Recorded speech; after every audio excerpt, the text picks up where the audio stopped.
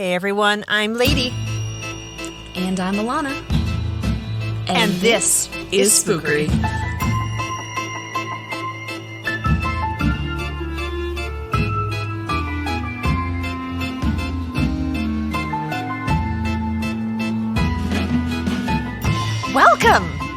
Welcome everybody to our season 1 postmortem. Yes, aka our recap. It's finally happening. It's finally happening. I'm so sorry, guys, that it took a hot minute for this to come out. We had just a flurry of scheduling issues, and life got in the way, but we're here.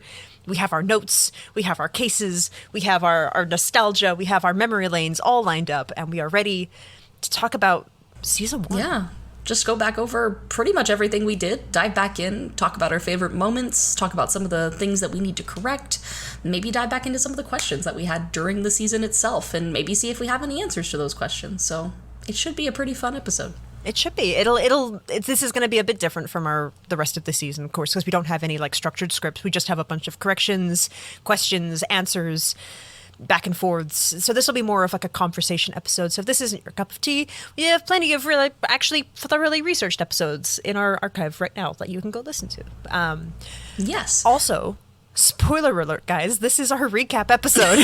That means we will be recapping every episode that we have done, which means that there are spoilers ahead. We will be ruining the plot twists and the fun adventures. It's literally just going to be the spark notes of Spookery right now. So if you do not want things spoiled, I highly recommend going back, listening to each individual episode. They're all amazing. There's something for everyone.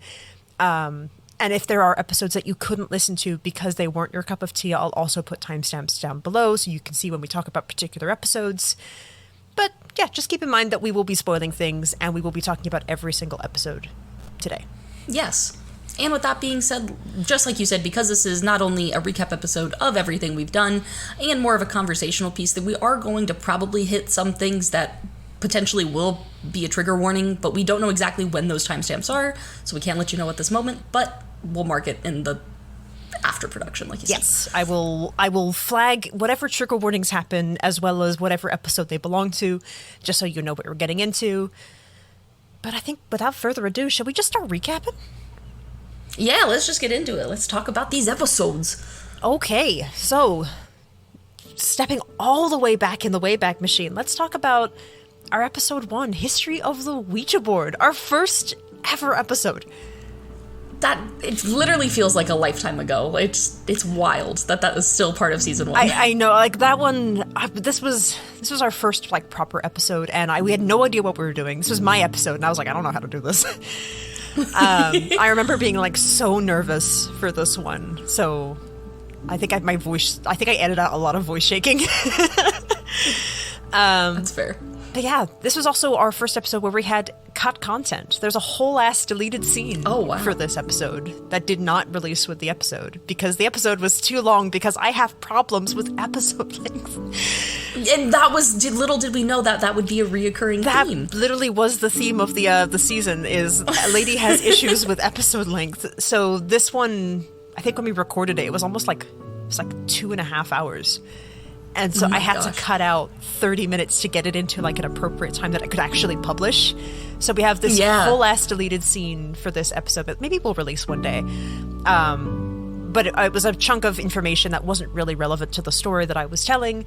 So just lobbed it out, stitched everything else back together. Man, totally fine. I gotta go back and listen to that deleted content just for myself, selfishly.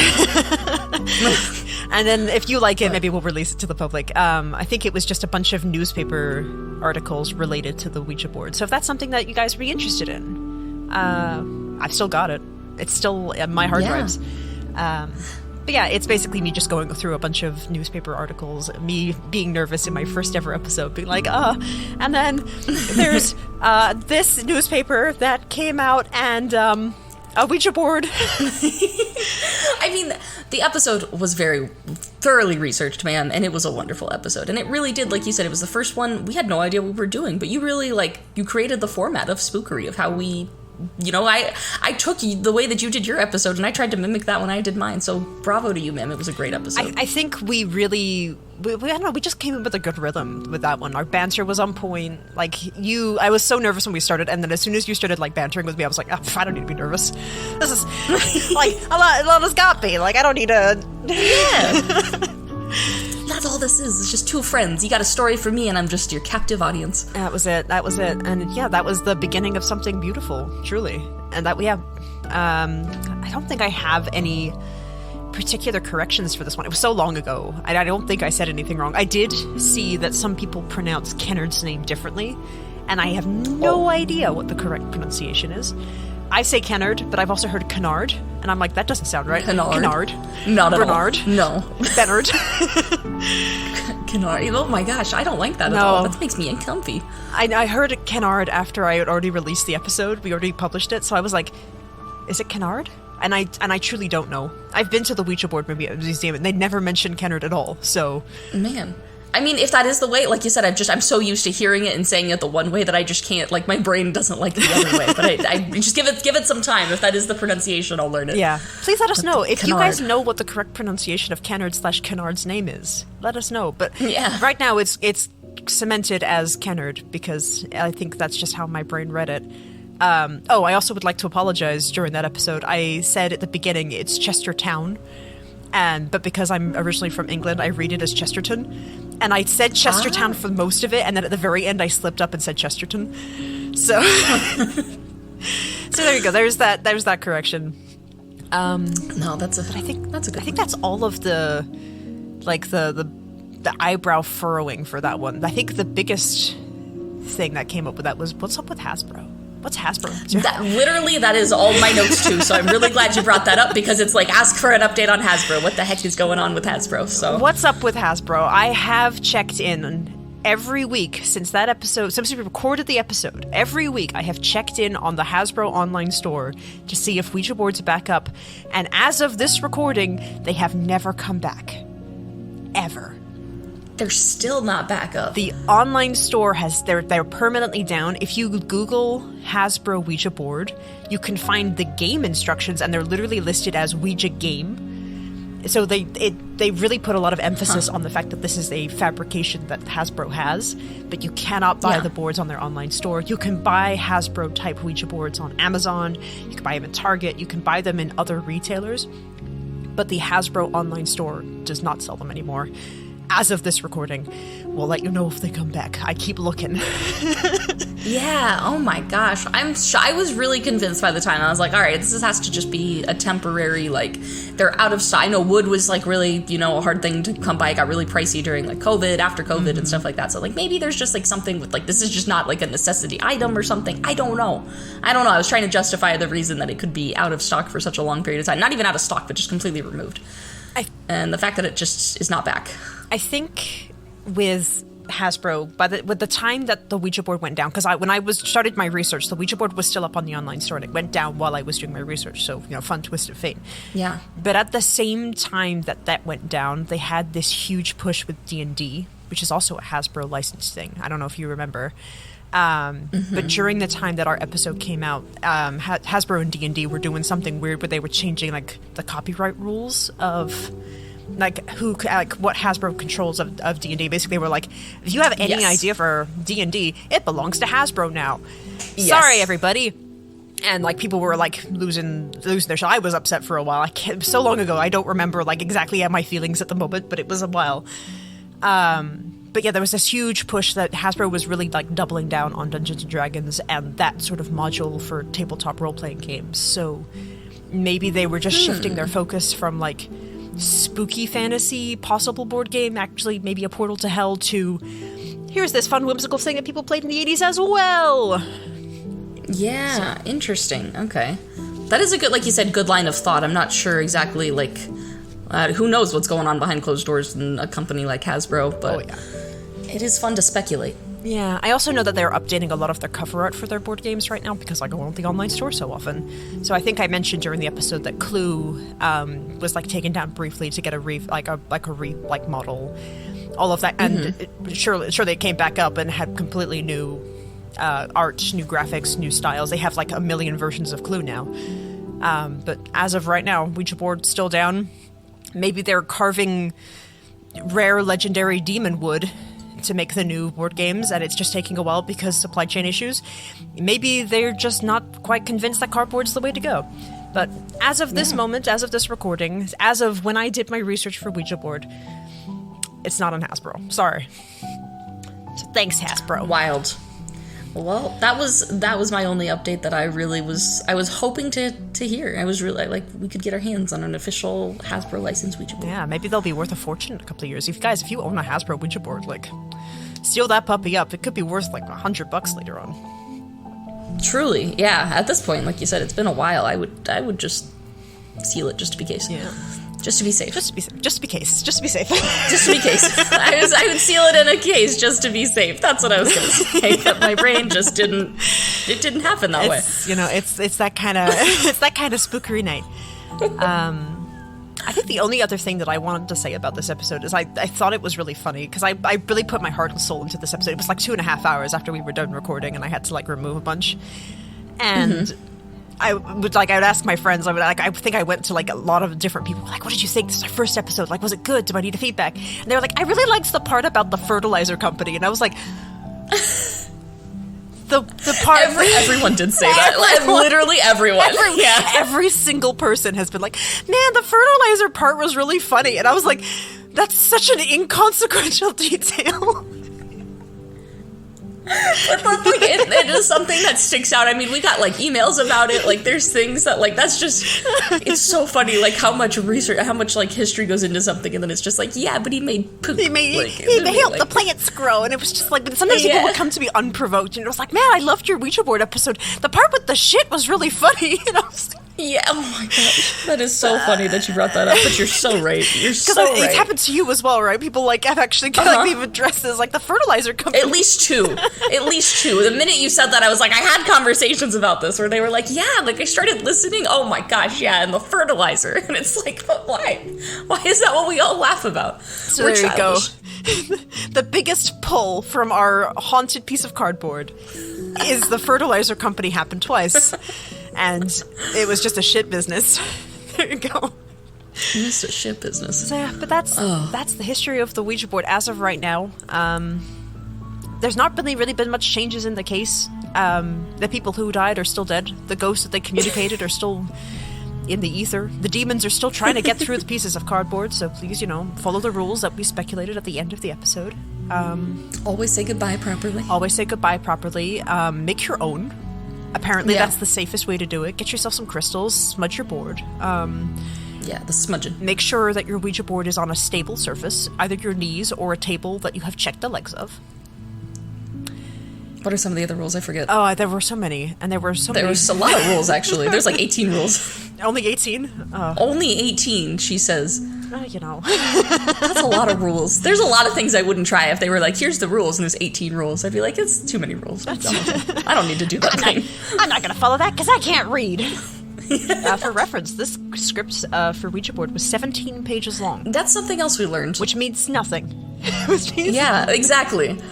We found that out very quickly throughout this season as well, that page numbers are completely irrelevant. They are. I think maybe it's fun to go through all of our scripts and say how many pages each script was, just so you guys can get like a small peek behind the scenes.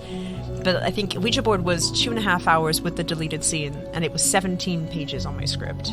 Oh, wow. Which I think should have been my first indication that things were going awry.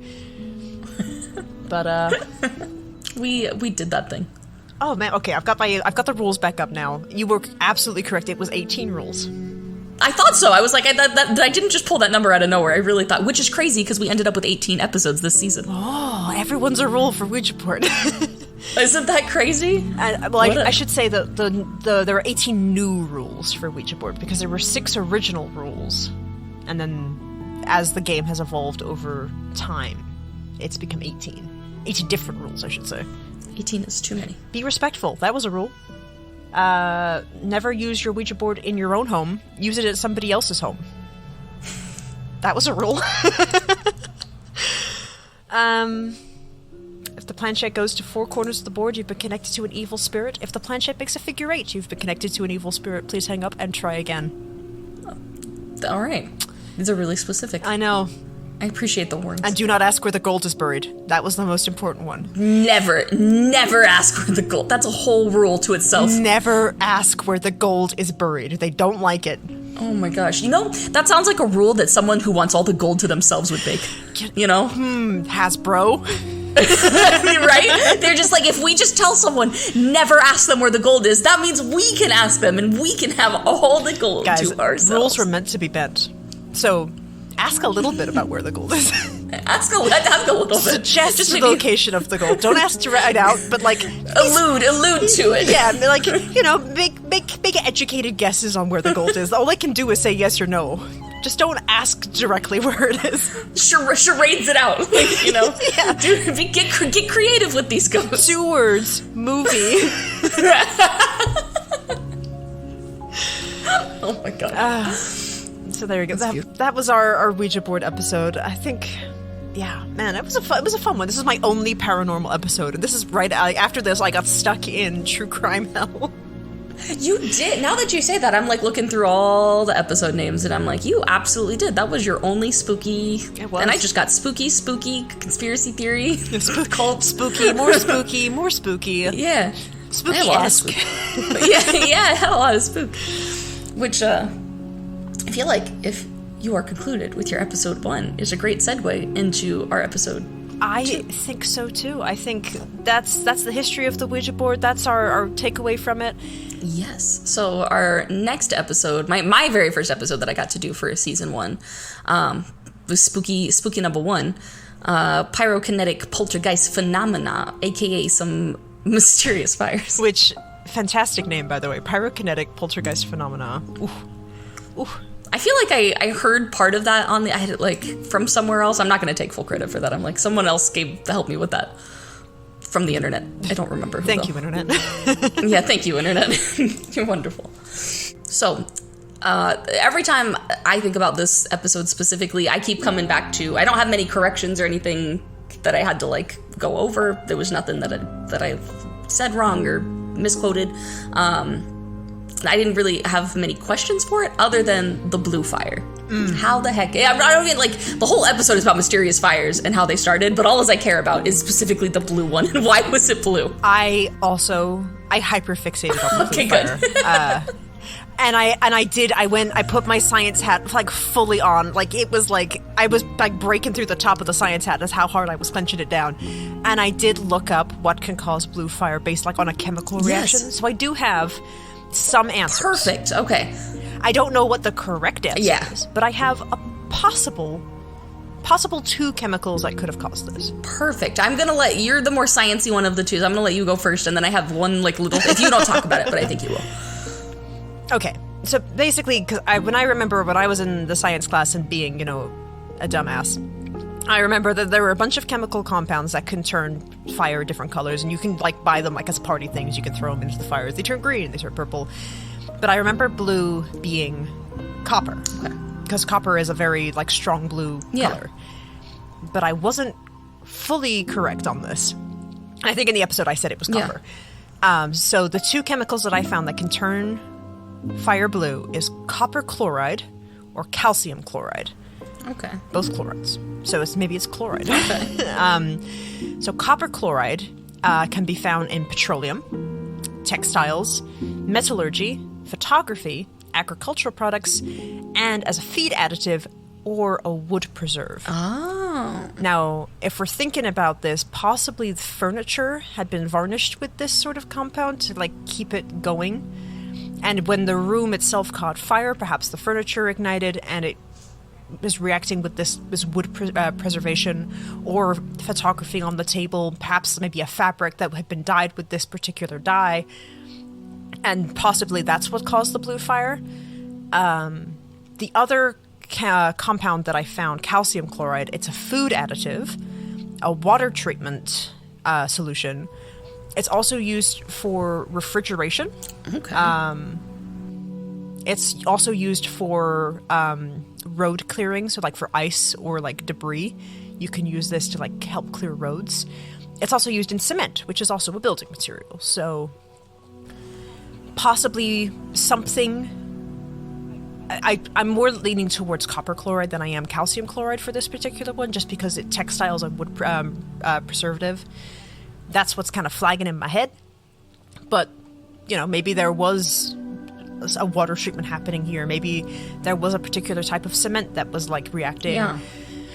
Maybe there was something stored in there. But, yeah, my instinct is that they either had maybe a fabric, a curtain, maybe a bed cover. Okay. Pillows, or there was some sort of varnish on furniture that had copper chloride in it, which in turn made the fire blue. I think that's a pretty good guess. Like you said, it's in a household everyday item that would be unsuspecting and caught on fire with the blaze and just happened to be able to turn the flames blue. And I think this was late 1800s or early 1900s, the blue fire one. The blue fire one actually was the most recent one. Let me check my notes real quick. Was it the it was the one with the TV show? Chicago Fire. Yeah, Chicago Fire. Yeah, the Gallo family residence. Yes. The Gallo. That was the 70s? Chicago, Illinois, 1988. 88, okay. Yeah, so pretty recent. Yeah, I don't know, maybe the 80s was also the time of, nobody knew what was going into things, and everything was made with asbestos, and, some sort of cyanide was definitely in the apples for better flavoring, and... This was, I wouldn't be surprised if there were unusual chemicals and things that people weren't expecting. Yeah, so going back specifically, I'm looking at my script now that we're talking about this, and I'm going back to check. I'm going to read off exactly what I wrote. So the girl's room, because it was talking about specifically the Gallo's teenage daughter, her room was supposedly pervaded by a thick fog of white mist, which oddly stopped at the doorway. Within the room itself, they reported that the wall socket had been spewing out a blue flame.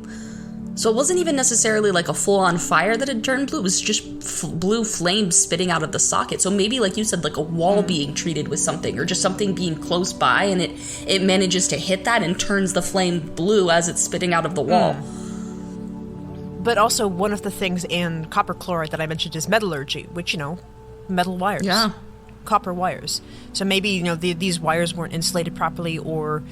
if something wasn't quite connected, and these metals in these wire were heating up and spewing the blue fire, also possible. Yeah, especially if there was a thick white fog, a mist in the room as well. Like you said, maybe it's a wiring problem. Something's not right. There's this fog is coming from somewhere. Maybe this wire is literally smoking, and they're not realizing that and spitting out a blue flame. It's just faulty wiring. You can have pale smoke. You can have dark smoke. You can have.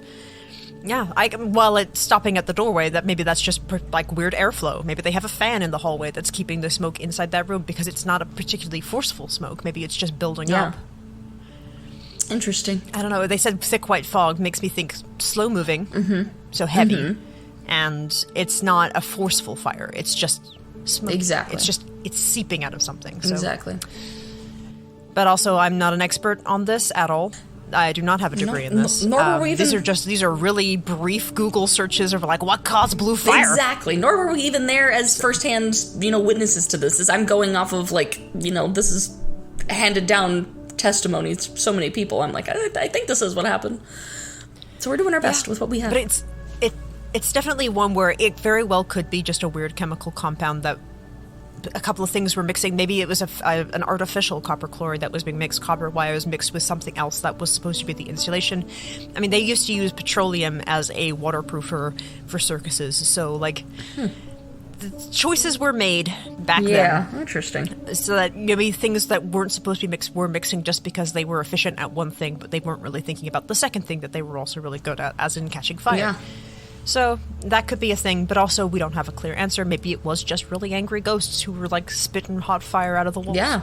Or you just have no idea. But that was one of the questions, like you said, that I just really had from this episode. And as I was researching, I don't have as good as a science head as you, ma'am. I'm a simple Weston lady. But you are welcome to borrow my science head at any given time. I like when you learn me a thing instead. But I am bringing one thing to the table. In your research, did you happen to come across the Blue Fire Volcano? No, I did not. I didn't know there was a blue fire volcano. Please tell me more. Yes, so that is, as I'm, researching, I'm blue fire. Does this happen anywhere else? And this is apparently a naturally, occurring thing. In Indonesia, I believe it is.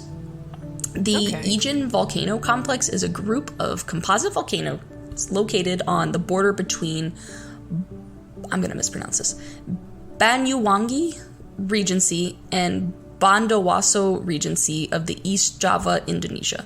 It is known for its blue fire, acidic crater lake, and labor-intensive sulfur mining. And I'll share you some pictures of this thing, because it's wild. Yeah, please do. Yeah, I've never heard of a blue volcano. I do know that flame color is also affected by flame heat. So like a regular fire, of course, is red and orange. If it gets a little bit hotter, I need to... Let me look up, like, flame heat color. Okay, so I'm looking at just a quick chart. And yeah, basically it can go from, like, a very, like, deep red, which is, you know, like embers and, like, things that are just igniting, to they can get a little bit hotter, like, it turns to a red, gets more like the red, the fire that we know, like a campfire. That we can get, like, an orange flame, and as it gets hotter and hotter, it can go from white to blue. Okay. So, like, it can go from, like, red to orange, yellow, white, and then blue. But, like, even then white is more, like... It's really just flipping over to the blue. So blue fire, naturally, like, you sometimes when you see it in science labs, like, if you use, like, a blowtorch, there's a blue center in a blowtorch. That's just because that flame is hotter than the red flame. It also has to do with, like, color frequency and, like, light frequency, you know, different colors on the color spectrum. What's the word? I'm making hand movements as if this helps you. A scale? No. It's when the wave goes up and down, oscillates. There we go. I would have never guessed that in a million years, ma'am. With that hand gesture. Oscillate. Yes, oscillate, as she says, fanning herself with her hand. When a wavelength oscillates at a fast, based on how fast it's oscillating, it can be a different color. That's how the color spectrum works. So, I'm trying to remember which way is the most intense, but, like, basically, yeah, we perceive different colors based on how the light is oscillating. Interesting. And so red and purple being on opposite sides of the spectrum, which is why magenta is not a real color. It's a beautiful, it's not a naturally forming color. Okay. It's not in the color spectrum. We humans invented it to stick red and purple together on a color wheel, but color is more like a line. But yeah, so when the heat is vibrating at such a high frequency because it's hot, it's going to emit a different color than a regular, like, campfire. So a man-made fire, like a blowtorch or a welder, they're going to be hotter than, you know, lightning hitting a tree. Gotcha. Interesting. So there's that. Maybe it was just a really hot flame. Yeah, maybe it was, like you said, maybe it was. After seeing that, though, it made me question everything, because I was just like, man, this is just a naturally occurring thing out in the middle of nowhere, and it was just so strange, and I couldn't explain it. So I'm glad I have you here to kind of shed some light on. It's just a really hot flame. It's just some really hot lava. It's just really hot. It's just damn hot. It's just so hot. That's just a really hot. It's just hot. I would have never guessed. Yeah. Turns out, guys, this is the pull away from this episode is fire's hot. Fire's real hot. Be careful with it. Fire's hot. You're gonna get proceed with caution. Proceed with caution. But yeah, that's all I had for pyrokinetic poltergeist phenomena, other than I really liked the name, and it could be a chemical thing, or it could just be a temperature thing. But yeah, it's one of those, but we just don't know. Yeah, this is one of those unfortunate ones that we just don't know. But I didn't want to leave it undiscussed. I figured coming back to it at least a little bit, talking about it, and talking about the E18 volcano was also pretty interesting. So, yeah. Yeah. Perfect. I love it. All right, I guess we're moving on to the true crime window. Yes. So let's talk about episode 3, the Erdington murders, or the Erdington coincidences. Yes. I'm going to be honest, I don't have a lot for this episode. This was the episode where it was the two crimes 150 years apart, yes. One being in the 1800s, one being in the 1970s. I do have a correction for this one that was immediately pointed out to me by my dad. Yeah. At the beginning of the episode, I said I did not know who the Moody Blues are, but I do in fact know who the Moody Blues are. I do know their songs, and the statement I said after I said I don't know who they are was they're great, and my statement remains they're great. I don't know who they are, but they're great. They're great. Very, they're just musical theater-esque, kind of just fun, progressive. Look them up. They're great. All right. But I do, in fact, know who they are. I just, at that moment, just forgot everything about music that I've ever listened to, and... It happens. Yeah. It happens. So there you go. There's my correction for the episode. I do, in fact, know who the Moody Blues are. Perfect. Sorry. Well, whoops. I feel duped, but I'm glad you corrected this, because now I can rest easy at night knowing that you know who the Moody Blues are. I do. And if you don't know who the Moody Blues are, go check them out, because they're great. Ferociously types in Moody Blues. Moody Blues. Yeah, I don't have a lot for this one. I think there was one question that you asked me during the episode, and I just don't think I can find the answer to it. And I think it was the second half of the episode, you asked me, are the Thorntons related? The two Thorntons on either side of the case. So it was Abraham, and I think it was Ian. Yes. Ian's the first. Yeah, I think that name sounds familiar. And you asked me, are they related? I don't think it's possible to figure that out. Okay. No family tree provided. But also, Abraham Thornton, the first one, he was basically banished from the UK, like flat out.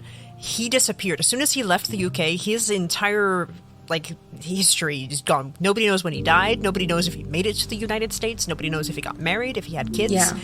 He's gone. Okay. And I couldn't find anything about siblings on his part. So if he had like a brother or an uncle, a cousin, I couldn't find much. The only information I could find out about his lineage is who his dad was. Okay. And there wasn't much mention about his dad's family, his tree.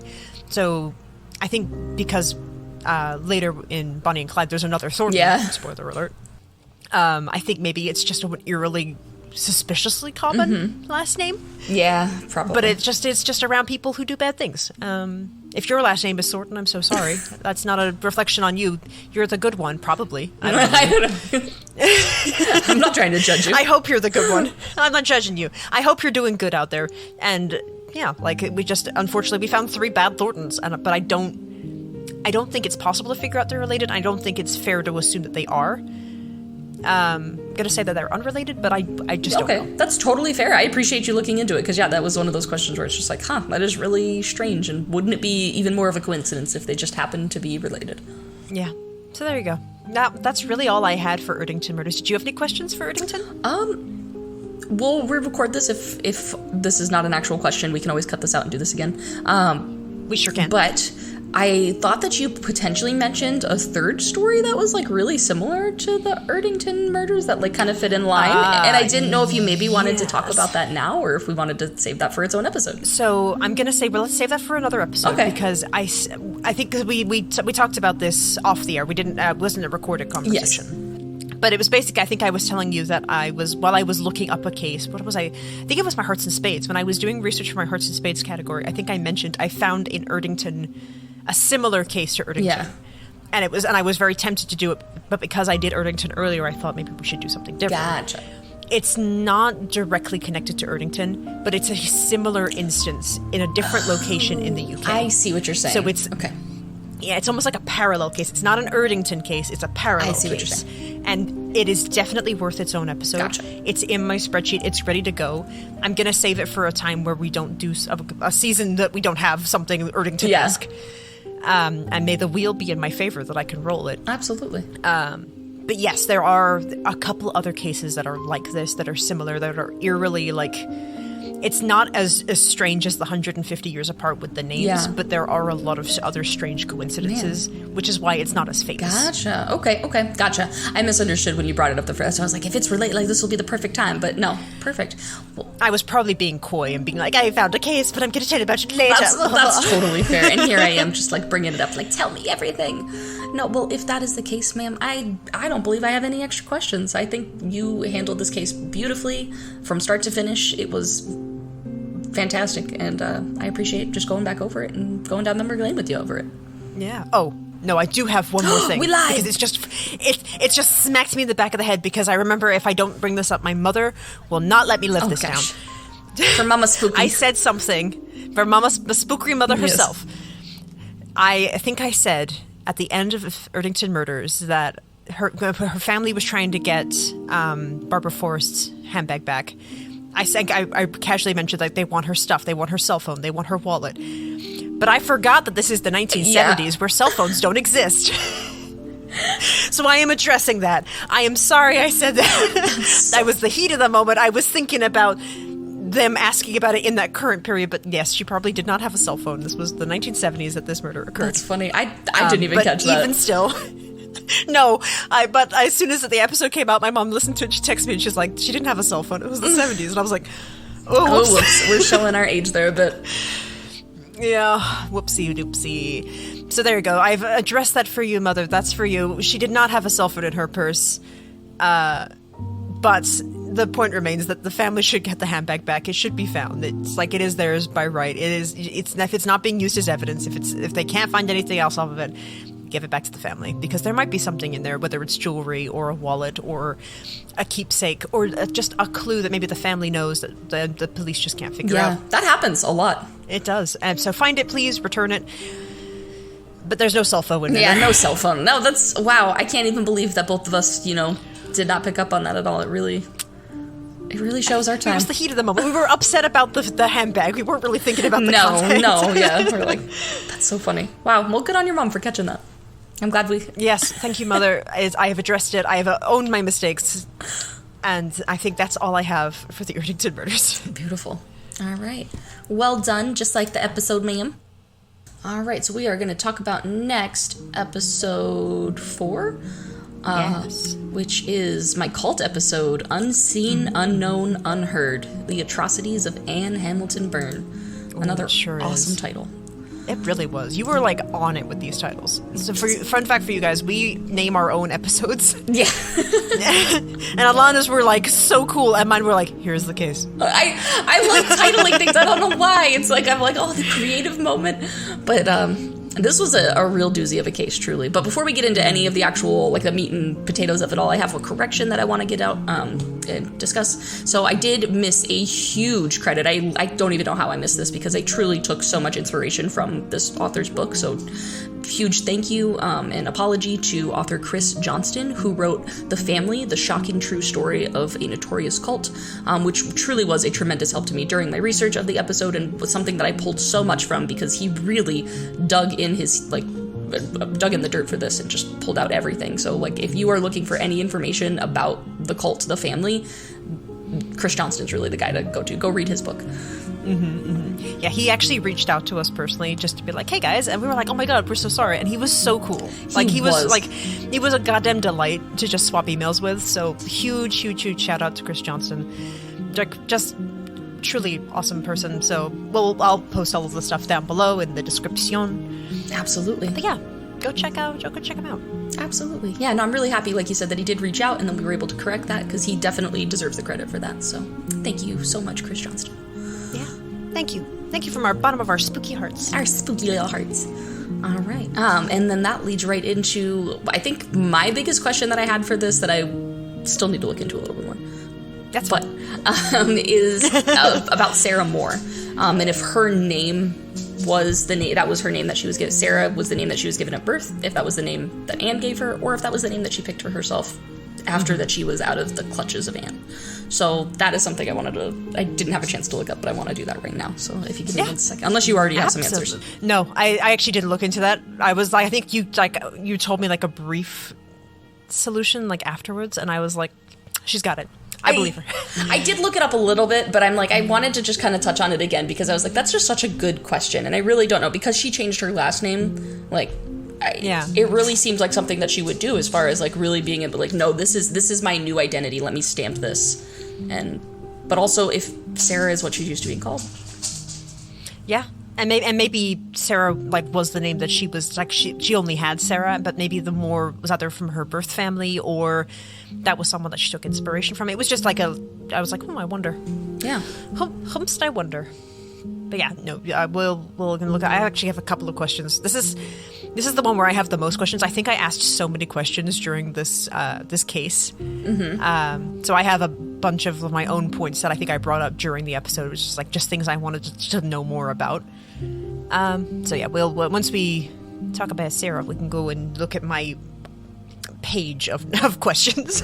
Yeah, I remember trying to look this up before, and I couldn't come up with anything, and I think I just gave up, and I was like, I was really hoping that I could find something, so trying to even find an answer to that now. I'm finding all the same articles that I read through before, and nothing new to solidify that answer for me. And possibly it's one of those things where we just don't know the answer. Maybe it was just a name that she really liked. Maybe it was her birth name. Maybe that's just a secret that left the world with Sarah. But yeah, it was just your names are so personal, and especially when Sarah went through hell and back. She did, and maybe with the forgiveness of Anne, maybe it was latching back onto her own name. It's like maybe Anne named her Sarah Moore, and that was the only name that she had, and maybe that was part of the forgiveness. It's like, I can't hate my own name. Yeah. Because it's the only name I've got. Yeah. I do know the last name, Moore, is something she did choose for herself, but because everyone else was Hamilton-Byrne. Yes. It was Hamilton. But Sarah, I could not figure out if the first name was one that she chose for herself or if that was just something she was given. That was just the one I could not find out. But I want to say it was the one she was given. Because they made a specific remark about her changing her last name, I think it would have been noted if she did change her first name to Sarah, but I truly don't know, like you said, and maybe that's just a secret that Sarah took with her, and that's okay. Maybe.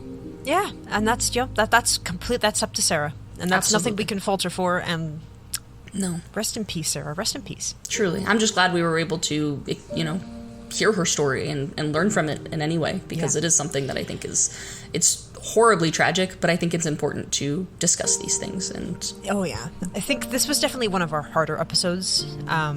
This was we have 2 cult episodes this season. This was the cult that really we had a whole a long trigger warning moment for this particular episode. Yeah.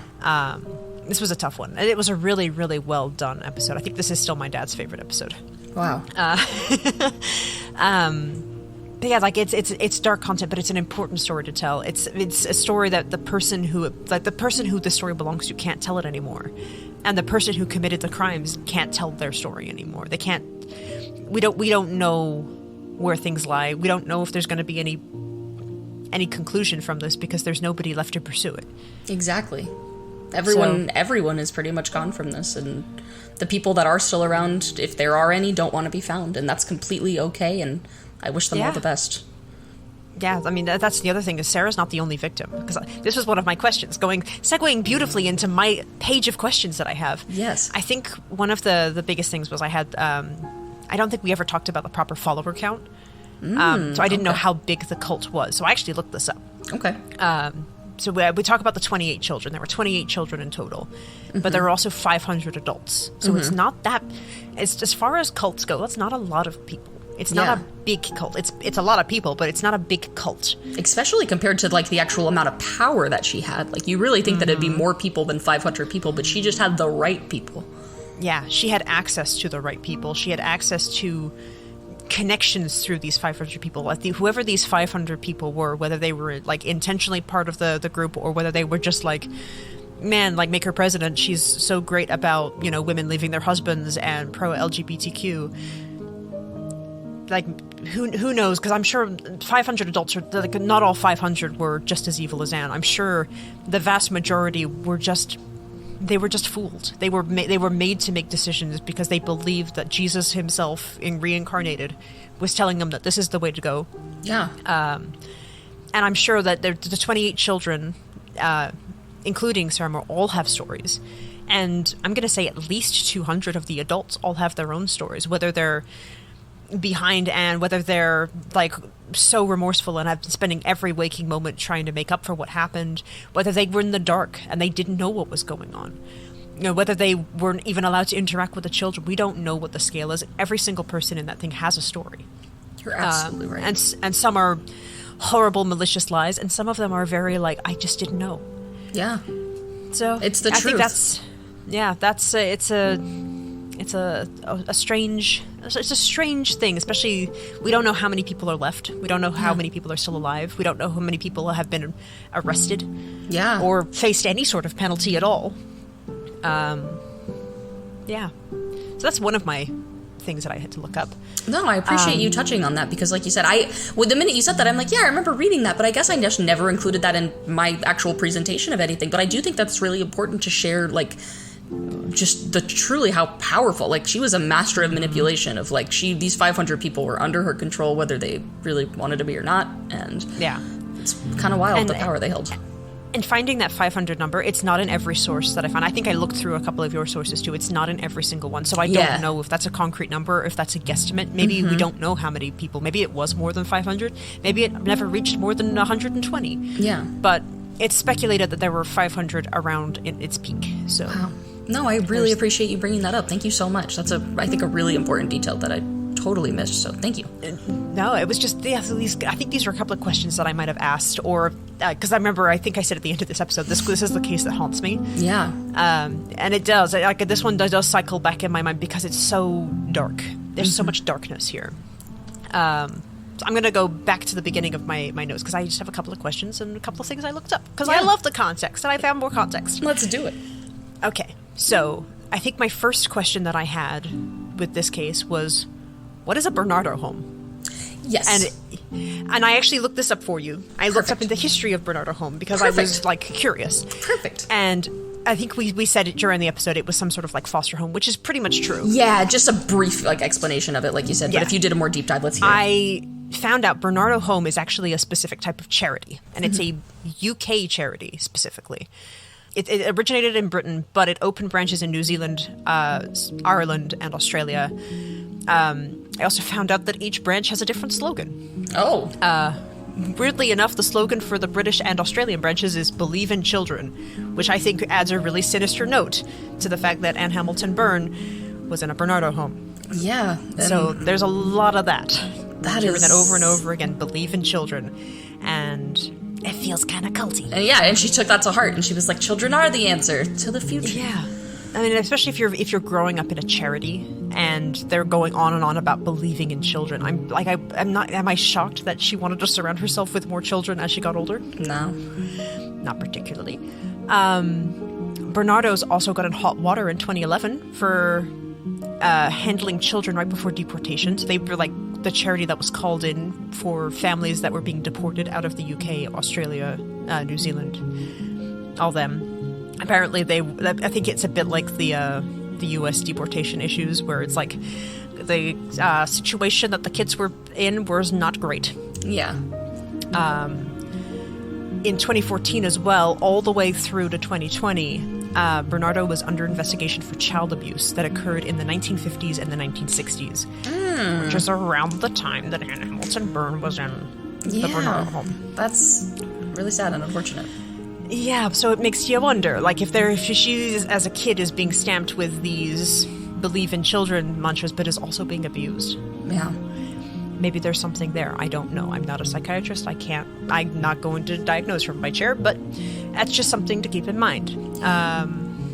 But it does raise some questions, like if Anne Hamilton-Byrne, or Sevelin, as we affectionately called her at the beginning of the episode. Yes. If she was growing up and being traded through these Bernardo homes for a while, who knows what that did to her. Truly. I mean, yeah, she was rejected, like you said, from her own birth parent. Her dad left, her mom just was like, nope, and... I actually looked at it. Her mom was institutionalized. Yeah, she went crazy. She was the lady that set fire to her hair in the street, remember? Yeah, I do remember that. Ooh, yeah. I had forgotten up until this exact moment. Yeah, she had a rough go of it at the very beginning. Like you said, that's why we gave Sevelin, little Sevelin a break. It was a little harder to feel bad for, or to really hold a child accountable when they had not done anything yet. You look at the kid who before the crimes and before the atrocities, and you're like, you do feel bad. But suddenly a lot of the Bernardo home stuff makes a little bit more sense, just with okay, all of that family stuff was happening, and then this foster home situation was happening. Yeah. My next question that I had with this case was, what happened to Anne Hamilton-Byrne's daughter? Yeah, her biological actual daughter, and she was born Judith Harris with Anne Hamilton-Byrne's first husband, I believe. And she eventually changed her name to Natasha Hamilton. So she eventually took on the second husband's name. Was Hamilton the second or the third? Bill Byrne is the third husband. Okay, so Hamilton must have been... Yeah, so she took on the second husband's last name, changed her name to Natasha. All I know about her is that she's currently 75. I couldn't find anything about marriage or a career. She's currently 75. I just hope that she's living and lived a good life. I hope that she was able to step away from her mother and the cult and was not involved. I hope that she's thriving. I couldn't find anything that she has passed away. So my guess is that she is still alive. But it's also, it's a similar thing that we talked about in Hearts and Spades. It's like, you know, maybe digging that much up isn't good, and we'll leave her to her privacy.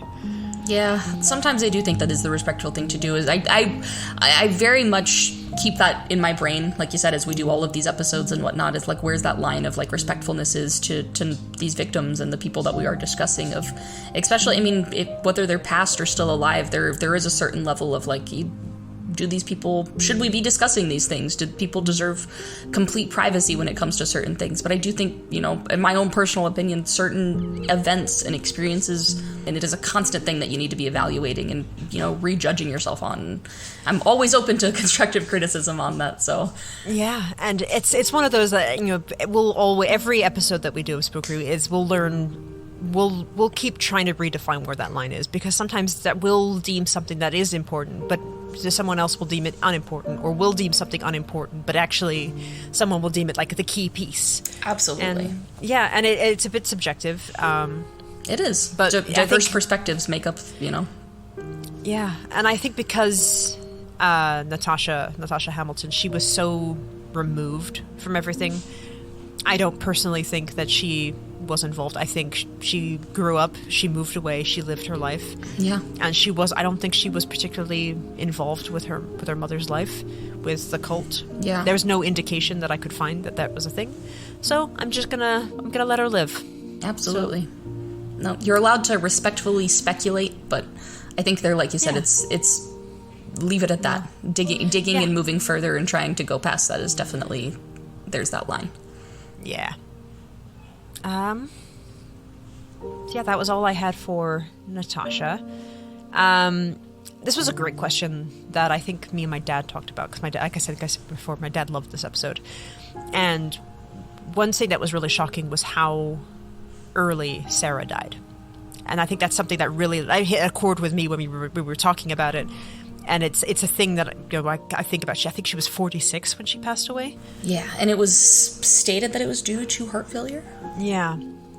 And this was something that me and my dad discussed, was we were wondering if her death had something to do with her malnourishment and drugs as a kid. Yeah. And I think if you're growing up on LSD, if you're growing up on basically nothing but like boiled vegetables, you're not getting protein, you're not getting enough sunlight, you're living in fear, you're living in secrecy, you're getting your hair dyed every week. Yeah. You know, I think I do wonder, they were being tormented. Yeah, if you're growing up abused, if you're growing up basically trapped on LSD, and if I wouldn't be surprised if that has something to do with heart failure specifically.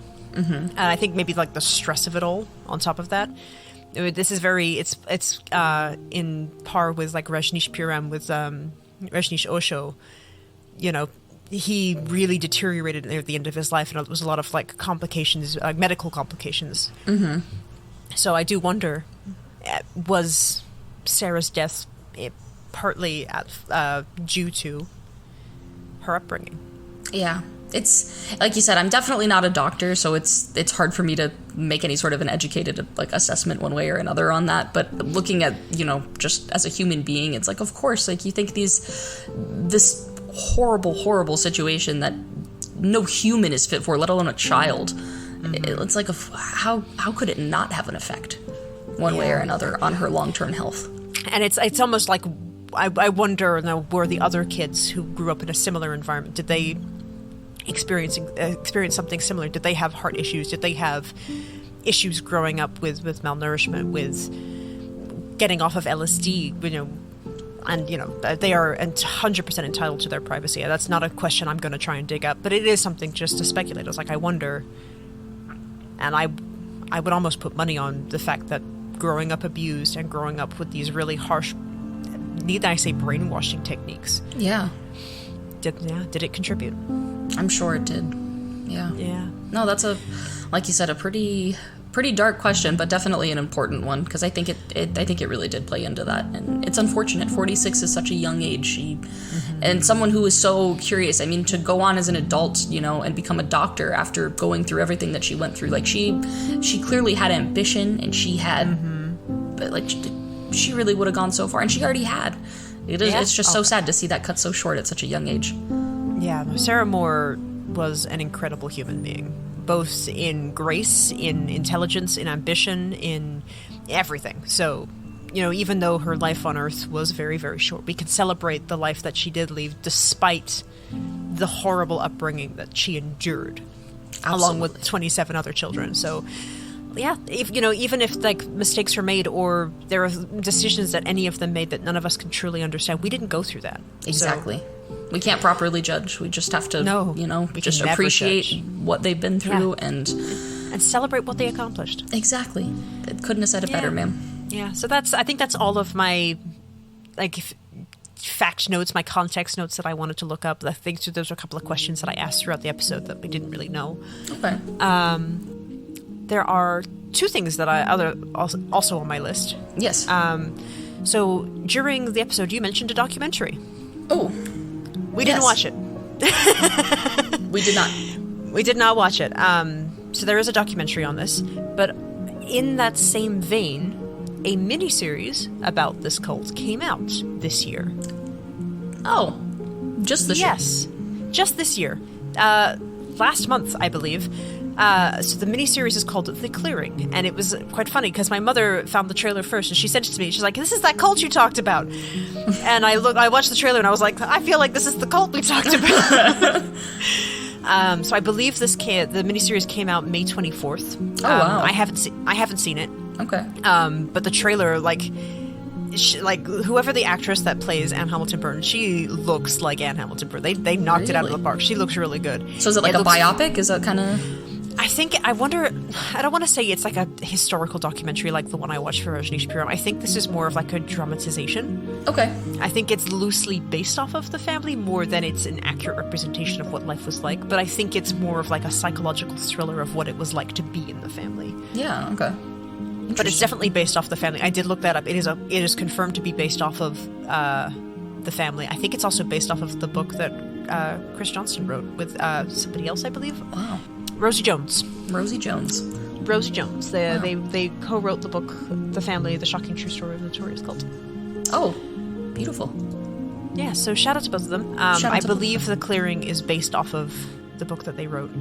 I could be wrong. But yeah, that's out. If you guys want more information or watch a dramatization of this cult, you can watch The Clearing. There's also an actual documentary that we haven't watched, but maybe we will. And I think I want to end my very long page of this and get out of here with a quote from our beautiful, beautiful friend Sai. Because when this episode came out, he sent me this quote, and I was like, I need this. I'm going to read this out. So shout out to you, Sai. Yes. Sai wrote, "Despite how cruel and horrible things can get, there's always one tiny thing that breaks through the blackest darkness and makes everything right again. We tend to forget that." And I was like, bam, Sai. You motherfucking genius. So there you go. I thought it was a really, really good quote for this episode. The cult. So yeah. That is beautiful. Man, Sai coming through once again. Our beautiful Sai. Thank you, Sai.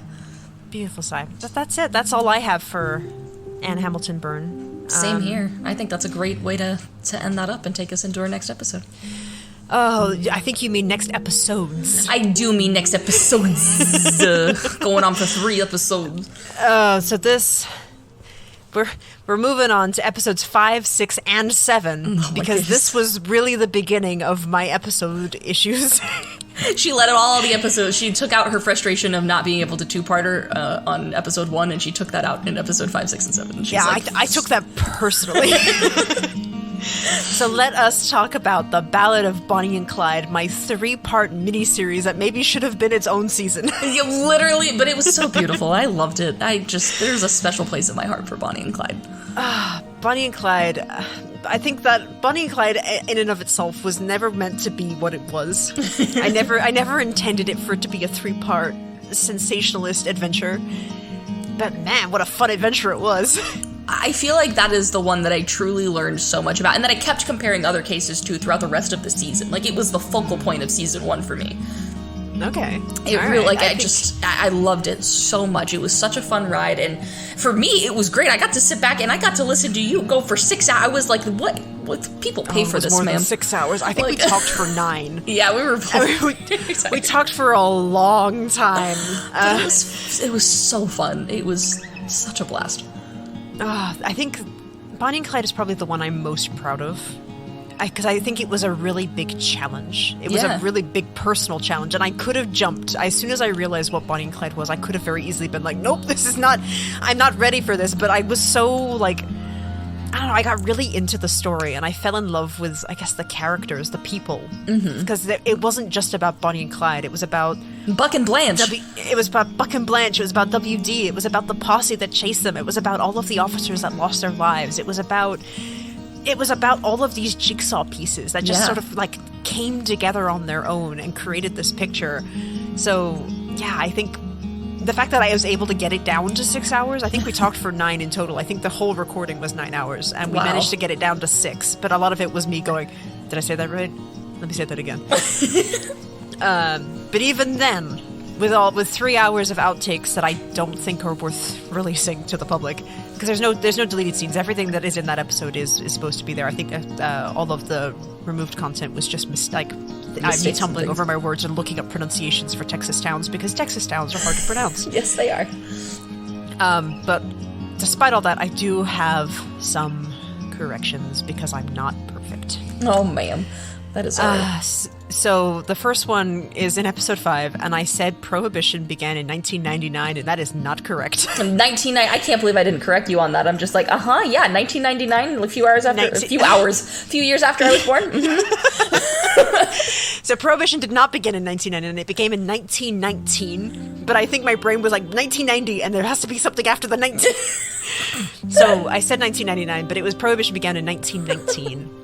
So that's my first 1999. That's when Prohibition began, baby. Nobody can drink. That's beautiful. Oh my god.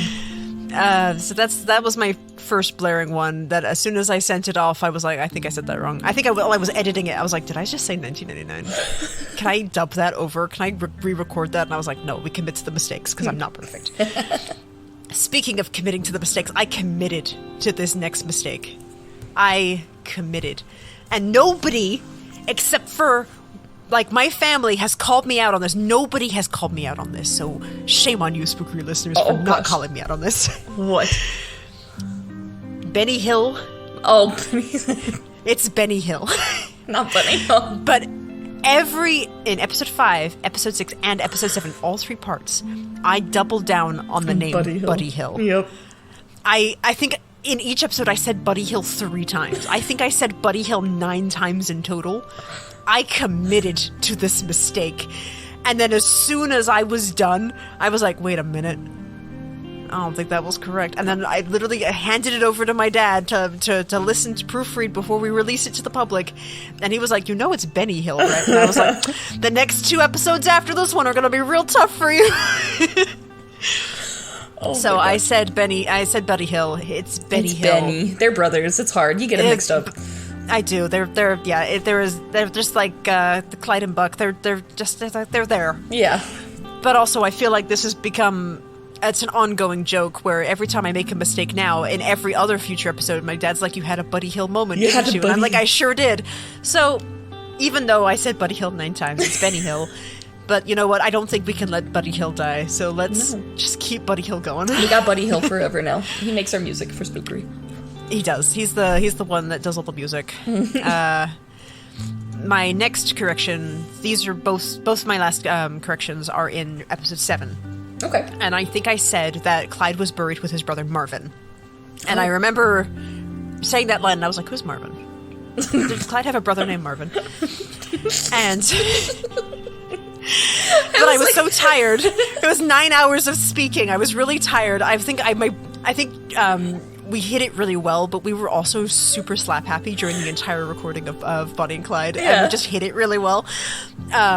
But I remember saying the line, Clyde was buried with his brother Marvin, and my brain going, I don't know who Marvin is. I don't know who Marvin is. I have no idea who this Marvin person is. Where did you get Marvin? And let me tell you, Marvin is Buck's real name. What? Buck's full name is Marvin Ivan Buck Barrow. Marvin So, like, Ivan... Clyde's name was Clyde Chestnut Barrow. Buck was Marvin Ivan Buck Barrow. That's too many first names on top of each other. So when I said Clyde was buried with his brother Marvin, I meant to say he was buried side by side with Buck. So they were buried together. They Gotcha. share a grave. Okay. But I remember being like, "Who's Marvin?" And I think I even in my script for episode 5, I think I said like with the chicken heist. I think I was supposed to say he was with his brother Marvin, who was also known as Buck. But I think I just went immediately to Buck Barrow, and I never addressed him. So that's what I meant when I said Clyde was buried with his brother Marvin. He was buried with Buck. They were together. They lived on these adventures together. They died on these adventures together. Man. So I mean, they did, but they didn't. He left his brother, so... Well, he left his brother to die, but also, like, it was either he left his brother to die or all of them were going down. Yeah, or they died together, like you just said. Like, they crimed together and they died together, but they didn't die together. Possibly. Or, well, like, maybe they would have been arrested. If, like, they'd all just thrown their hands up in the air, like, would they have all been escorted and Buck would have died in the hospital anyway? I don't know. But also, Buck wasn't supposed to be there in the beginning. He was supposed to be Yeah. on a vacation with his brother, and then they all just got tangled up. Yeah, it's crazy. Like, seriously, revisiting that entire thing is just... It's a wild. I think it's a fun adventure because I think everybody knows Bonnie and Clyde, but nobody knew Bonnie and Clyde. Yeah. So that one's been the one that I've gotten the most excitement from. They were like, "Oh my god, I know! Like, I want to know about Bonnie and Clyde because I don't know anything about Bonnie and Clyde, but everyone knows the name Bonnie and Clyde." Yeah, but and the story itself truly is. It just takes you on this wide. Like it could be a like the actual story because I know the movie that is about Bonnie and Clyde is not this. Like it's not. It isn't. It is not that. But this could be so good. I don't understand why the actual story is not a movie. I feel like people don't know what line to tread. I think we struggled with this when we were talking about it. Is that's are true. Bonnie and Clyde bad guys, or are they unlucky? Yeah. And it's like, how do you depict them? Like, because they did do awful things. Yeah, like that is irrefutable. They did awful things, but a lot of it was circumstance. A lot of it was inevitability. A lot of it was, what was the alternative? And it's the same with the posse that brought them down. Like they took down Bonnie and Clyde, but like, were they in it for the right reasons? Yeah. Are they unsung heroes? Are they just vigilante murderers who, someone wanted a nice little check mark next to their name because Bonnie and Clyde was annoying them? Yeah. It's one of those really difficult stories to tell where there's no hero in Bonnie and Clyde. It's a lot of hooliganry. It's a lot of shenanigans. It's a lot of, like, tomfoolery. If you guys haven't listened to Bonnie and Clyde, like, I know it's 6 hours, but, like, it's an adventure. Yeah, please go do yourself a favor and just dive in now because in 6 hours from now you're going to be so glad you did. Like, that's just what's going to happen. You're going to be like, wow. It's a whole story, and it's one of those, like, every iteration, every movie, every TV show, every adaptation of Bonnie and Clyde that has ever existed has either tried to paint Bonnie and Clyde as heroes or as psychopaths. And same with the posse. They're either arrogant or they're heroes. Yeah. And neither are correct. They're both just people. Yeah. But people, I guess that there's no Hollywood glam to just people. You need people suffering. You need someone to root for. Like you said, there's no bad guy and there's no good guy. It's weird because you do get, I feel like, to the end of the story, and I'm like, oh, no spoilers, but we are literally in a spoiler episode. So, I mean, you get to the end of the story and they, get shot down and they die. And, like, it's not like you're happy for the police. And it's also not like you're sad that they're dead because you're like, they also, like, they did need to be stopped. So it's, like, a very weird feeling of, like, there's no, like, real satisfaction with it. It's kind of, like, sad that they're dead, but, like, you're like, I mean, you kind of had it coming, guys. But also, like, did these people really need to unload 6 pistols, a shotgun, and a rifle, like, 3 apiece into their car? Like, that's a lot, guys. That's some overkill. Yeah, it's like, their death was definitely overkill. Was it necessary? Maybe. It might have been. Because, like, if they hadn't unloaded every single gun that they owned, would they have survived? Possibly, because they were jammy. Yeah. And they just survived everything until that point. Yeah. And it's, like, did they deserve to die in that way? Maybe not. Maybe they should have been arrested and put in the electric chair. Maybe that would have been someone's form of justice. Yeah. Maybe, I don't know, it was all But, like, what got them in trouble was all of these, like, murder warrants. But the first murder warrant that got them in trouble wasn't even real. So, it's just a constant cycle of a shitty hand got dealt, and they dealt a shitty hand back. Yeah. So, I don't know. It's a really strange one. And I think they do deserve to have their story told properly. Not as romantic heroes or, you know, vigilantes of Texas or psychopaths, murderers, you know, just monsters. I think they deserve to have their story told as people, but I don't think that Hollywood will ever give them a people's story. People's stories don't sell in Hollywood, like you said. There's just no glam behind it. No, and then, like, the shenaniganry, people will be like, I don't believe that. That's so unrealistic. And It's so true. It's very unrealistic, but it happened. Yeah. There's records, there's newspapers, there's evidence. But it's just a story where it's not romantic, it's not inspiring, it's not 2 kids versus the world, it's 6 kids versus a really corrupt police system and some people who really wanted some easy money. Yeah. So, yeah, that's Bonnie and Clyde. I did have one more note going on the movie thing. Yeah. My last thing that I said that was wrong. I said Warren Beatty was the director of the Bonnie and Clyde movie, and he was chatting with people. He was not the director of the Bonnie and Clyde movie. He was the lead actor. Oh. He was a director. Oh, okay. But he was not the director of this movie. He was going to be Clyde. Oh, okay. In the movie. So that was my thing. I think my slap happiness was really taking a toll on me on that point. That is okay. We all corrected it, which means it's all okay in the end, you know? That's it. That's all of my notes for Bonnie and Clyde. Because I think the story speaks for itself. Was there anything that you wanted to address for Bonnie and Clyde? No, for this one, I really didn't have any questions or anything that got left unanswered. It was a pretty open and shut case. It was just something I was really happy to add into my knowledge arsenal. Really, I think this is a great story to add onto the Spookery shelf, truly. Yeah. I think me talking for 6 hours uninterrupted leaves very little to ask questions. It's true. You were very thorough, ma'am. I was very thorough. There's no updates on whether or not their graves are being put back together. I think that was one of the questions that somebody asked me. There's no movement in that. I think it's still under talk, but I think it's such an old case, and yeah, you know, everyone thinks about the romantic part. Nobody thinks about where they actually are.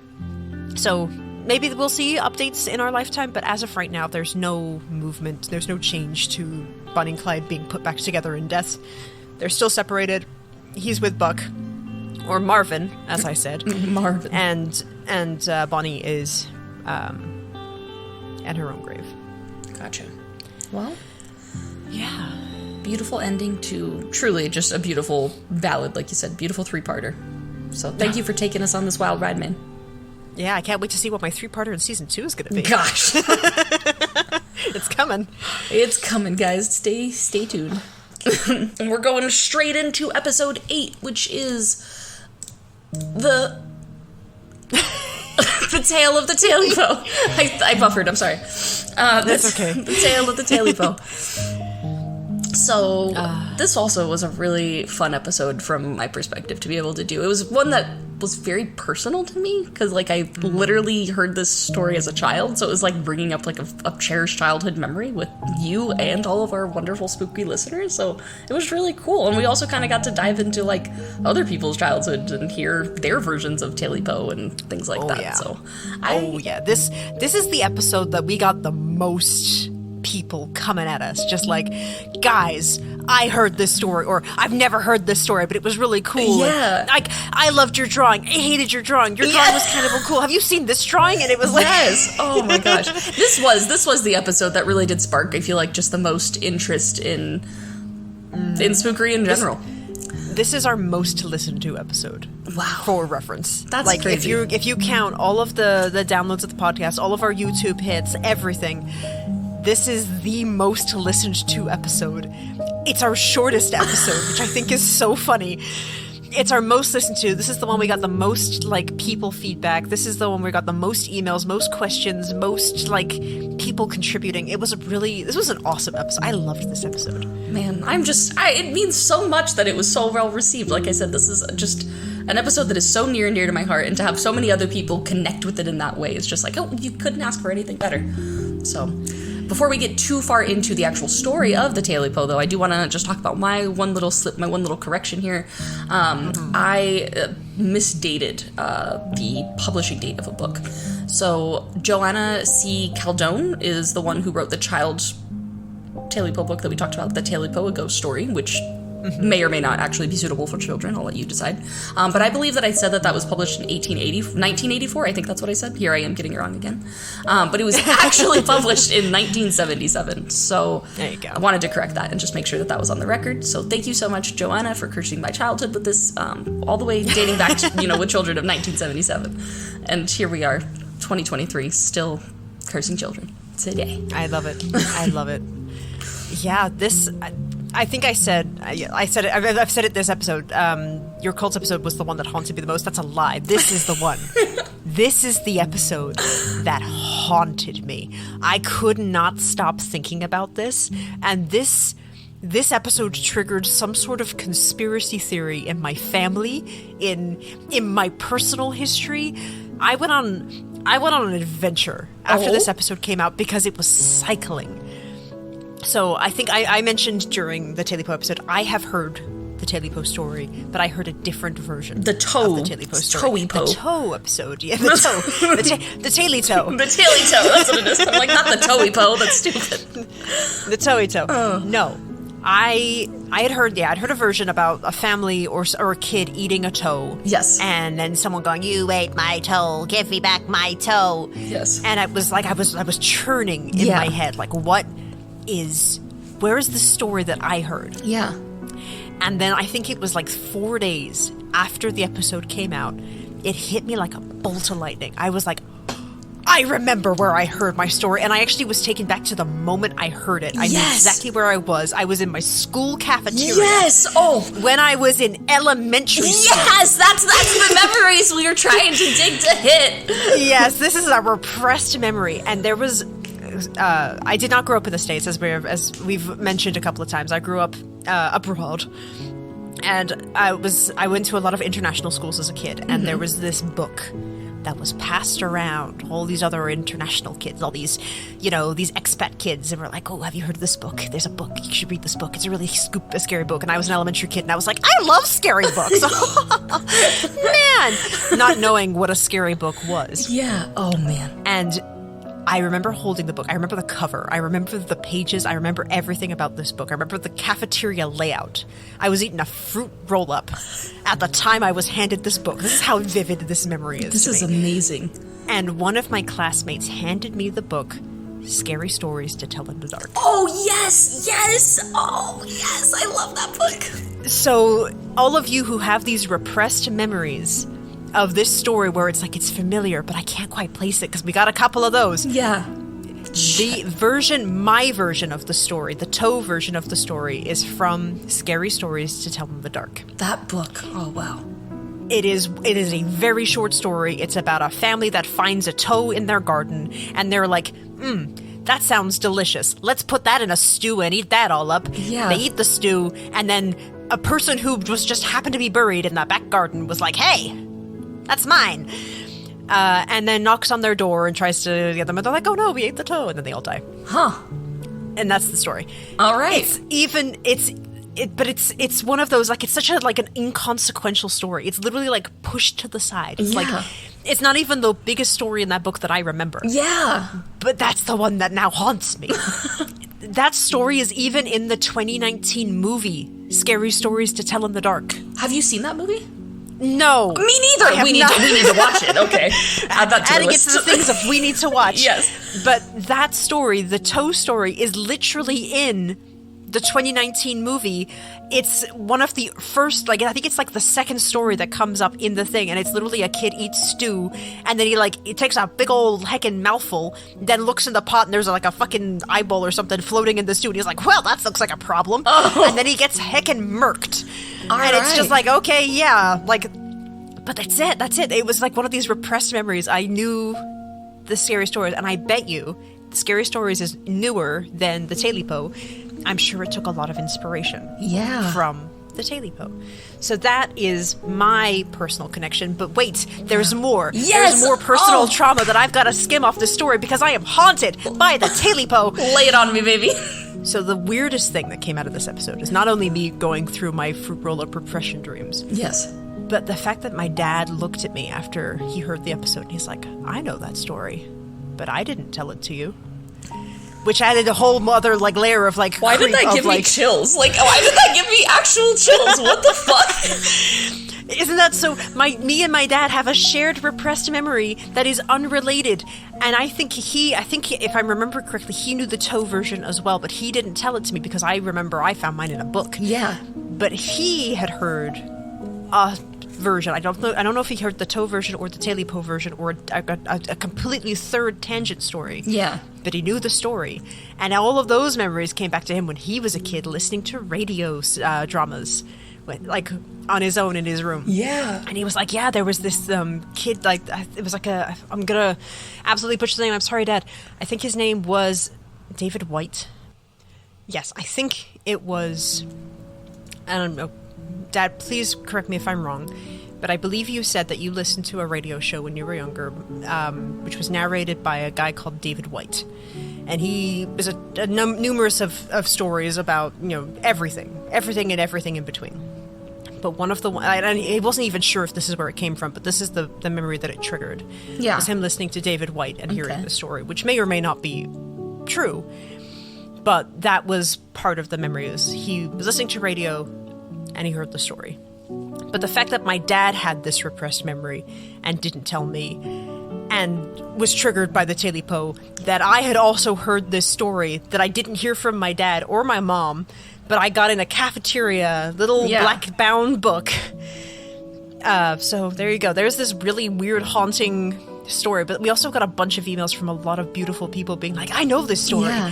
And my grandmother told me the story, or this person told me the story, or I heard this version, or I heard this version. It was so cool. And I just went into I lost my mind because I was like, everyone knows the story, but nobody knows the story. No, like you said, it's so weird how it lives in the psyches of everyone across the globe. This is not even something that's just relative to certain regions, certain countries. It's not an Appalachian story. No. It's not a United States story, because some of the people that we got emails from aren't in the States. I'm not from the States. Exactly. I didn't hear the story in the States. Exactly. No, this is definitely a weird story that just, I don't know where it actually truly originated from and how it has circulated, how it has. But like you said, I feel like the minute people are reminded that they know it, it triggers these weird, it might take a few days, but it triggers these weird, and you're just like, huh? How do I know this? And then it just comes to you. Yeah. Who told me this story? Did I tell myself the story? Did it appear in my dreams? Maybe. So there you go. There's my horrifying personal connection to the Tailypo, as I promised. But it's not the story that I grew up with, but it's a story that I knew, that I didn't realize I knew until the end of the story. Yeah. Wow. No, I'm really glad you were able to remember that and pull that memory out, because that's wicked. Wow. Oh, man. I also want to give a huge shout out to one of the people who emailed me about this. And it was, I'm going to absolutely butcher your name, and I'm so sorry. But we actually got 2 emails from this person. Gina DeNoFa, I think. Yes, I was going to bring her up too. Did you watch her story?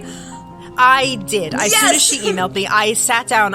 So for those of you, okay, so Gina DeNoFa emailed us, I'm going to say 2 days after the episode came out. And Gina was amazing, and she was like, guys, this episode was really fun. I loved it. I have my own version of the Tailypo story that I'm retelling, and I'd love for you guys to check it out. And she sent us a YouTube link and a written version of the story, and it's a full retelling and narration of her own personal Tailypo story. And it's incredible. I don't want to spoil it for you guys, but I really want you guys to listen to it, because the narration is great, the editing is great, the story is really, really cool. It is. I think it talks about some of the things I talk about at the end of the episode, where what you change about the main character and how the perspective changes. It's really cool. So I'll link that down below. Huge shout out to Gina. That was the first email Gina sent to us. She also then sent us an email, I'm going to say a couple days ago from the point of this recording. And she had actually commissioned someone to draw her version of the Tailypo, and she sent it to us. It's incredible. So I want to shout out the artist as well, and I'll post their stuff there. Skekla, I believe is their name. Skekla. I believe that's how you Instagram. pronounce it. That's how I would say it too. Skekla. They did an amazing job. I'm also going to post that down below. It's going to be in the description. Please go check out this amazing art. It's one of those where like everyone has like this combined image of what the Tailypo looks like. Skekla did an incredible job. Gina did an incredible job. Give them both all the love. So huge shout out to both of them, guys. They did it. They did it. They did the damn thing. Oh my gosh, her story really. I was truly like I was blown away by it. Like you said, I'm like not going to spoil anything, but it is a great retelling of it. A great twist on an old retelling. It's not like, I don't know. I was like, oh, okay, maybe she's just going to put a new coat of paint on this like old story, but she just completely took it and made it her own. And I was like, wow, bravo! Like I just like wanted to stand up and do a slow clap. Like it was real well done. So I was captivated as soon as I hit play. Like I think it went by in like seconds. I was like so into it, and it ended. And I was like, wait, no! Like I need to know. Like, tell me more. It's so true. Oh man, yeah, so, definitely recommend. 11 out of 10. Oh, at least a 12. At least a 12. Yeah, what am I? At least a 12. I also have one more thing. Oh, for this thing. Yes, I have one more thing for Tailypo, and it went along with my fruit roll-up suppression things and all these amazing emails. But wait, there's more.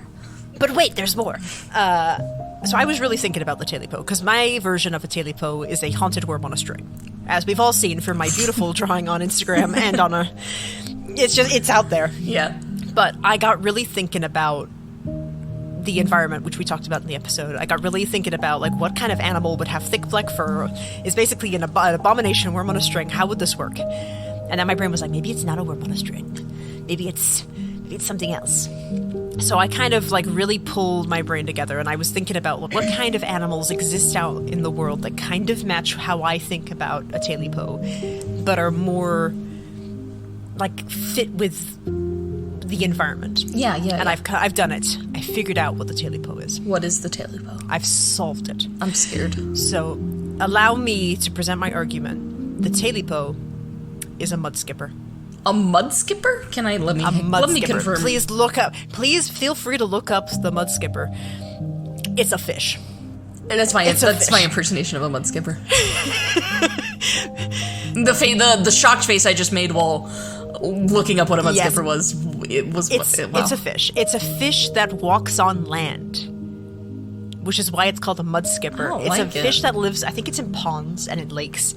But when the water dries up, when the temperature rises, when it evaporates, it will literally get up and walk to a new water source. But why doesn't it just find a good water source? Because maybe the biome that it lives in doesn't allow for that. Maybe the big water sources that it lives part of its life in is filled with even nastier things than the mud skipper. I'm not an expert on the mud skipper personally. I just saw an aesthetic and I went for it.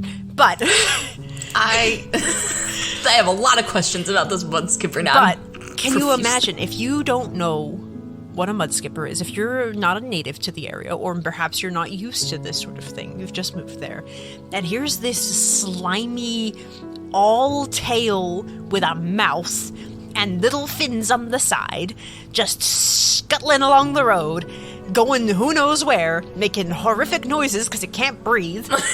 Like, when I think like what a Tailypo would look like, I didn't think it had back legs. I thought it had 2 front legs and a mouth, which basically I had a fuzzy mud skipper is what I drew. So can you, like, they kind of fits the description, right? It's all tail. Like, do I think that the head of a mud skipper is coming to haunt somebody? No. But maybe someone had a nightmare about just the head of a mud skipper. The head of a mud skipper. Man, that was not the theory that I thought was going to be laid on me tonight, was that... yeah. So there you go. There's my I'm throwing my hat into the ring. I wonder if the Tailypo is just a mud skipper. Is it environmentally accurate? I don't know. I don't know. Do I think really, mud skippers are going around depends. hunting people and scaring dogs away? Probably not. But I like the idea that the mud skipper is the inspiration for the Tailypo, because can you imagine some person who doesn't know that that's a thing and just sees fish getting up out of the water and scurrying away? It's like, well, that happened.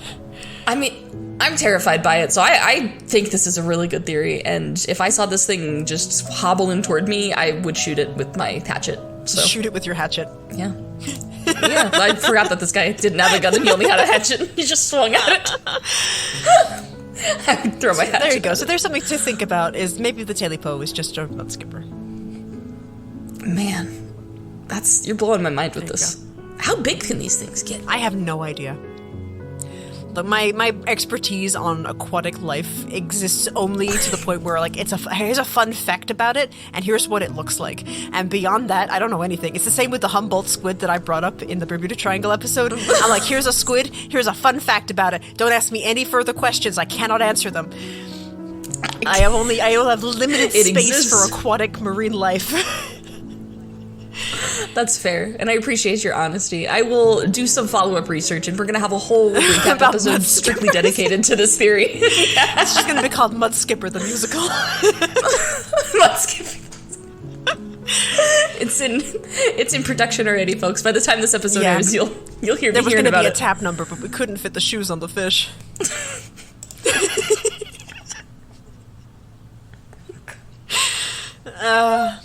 I hate this cursed image. Oh my gosh. Mud skippers. I'm still taking a minute. I have no more for Tailypo. I'm ready to move on, but I'm not ready to move on in general. I'm not emotionally ready to move on. That's fair. Everyone take a moment and just process what a mud skipper entails, and we'll leave it at that. That's the only... it's not a helpful contribution to the recap, but I just thought I would bring it up. Because it's been haunting me. This case haunts me. I think it will continue to haunt me. Oh, that's what it's meant to do. And I'm glad it's done its job. Yeah, even in season 2, I'm gonna throw more fun Tailypo theories at you because it lives rent-free in my mind. Okay, everybody. Well, we go take a break from the Tailypo and tap shoe incident. Yes, I think this is a really good place to call, I guess, our part 1 of our recap, because I'm looking at the time. This feels like a good place to cut it, so we're not going over, and we can give the rest of the episodes the time that they deserve. Yeah, man, I can't. This recap, man. This is wild. Just like we said, page numbers are irrelevant. Page numbers are irrelevant. Page was a script and a half. Wild. Man, well, thank you guys for coming to our part 1 of our recap. We will have the next episode coming out next week as our usual. We will be discussing episodes 9, 10, 11, 12, 13, 14, 15, 16, and 17. Yes. We'll give them the time that they deserve. Thank you guys so much for coming to our first half. Postmortem part 1. Postmortem part 1. Season 1, Postmortem part 1. Yeah. Try saying that 3 times fast. Jeez, I could not. Yeah, this I think this went on a lot longer than I was expecting based on the amount of notes that I had for each episode, but I've loved it. It's been great to go down memory lane again. Like, truly revisiting all of these cases. If you guys haven't listened to these, or you it's been a hot minute like it has for us, let's go listen to them. Let's listen to them again, because they stand alone. That's it. They're there forever. They're always going to be there for you guys. So they are. And if you already listened to them, share them with a friend. Make your friend listen to them and be like, "Hey, listen to this, so we can freaking talk about it." Just like how me and Lady are doing right now. That's what you need. Is just one other person. Yeah, and I think what you might find that they have completely different perspectives on certain cases where, like, actually, I don't agree with Moody Blues being great. We should talk about something else. And I'm like, okay. I actually do know Buddy Hill, but oh yeah, Buddy Hill's lesser known brother. Exactly. So go out and find your spookery partner. Start theorizing today. Yeah, and thank you guys. Thank you for coming with us on this wild journey. We'll be back next week with part 2. Yes. You can find us on all of our socials. We're on Instagram, we're on Twitter, we're on YouTube at Spookery Podcast. You can send us a Gmail, spookerypodcast@gmail.com. You sure can. Yeah, reach out to us. We love to hear from you guys. Yeah, send us your stories. Send us your thoughts, your feelings. Even though this part of the recap is over and part 2 is coming out next week, you can never stop sending us your own theories, your thoughts, your feelings. Because just because it's not in a recap doesn't mean that we can't talk about it later on. I'm sure I'm going to revisit the Ouija boards because Hasbro's up to something. I can feel it. Yeah, that's in the bones. Yeah. If you guys know the solution to Blue Fire, let us know. If you guys know about the mysterious third Erdington murder that's happening 150 years from now, let me know. Oh, man. Yes. Again, thank you guys for coming to part 1, Postmortem. Until next time. Stay spooky, everybody. Bye-bye! Bye-bye! Goodbye!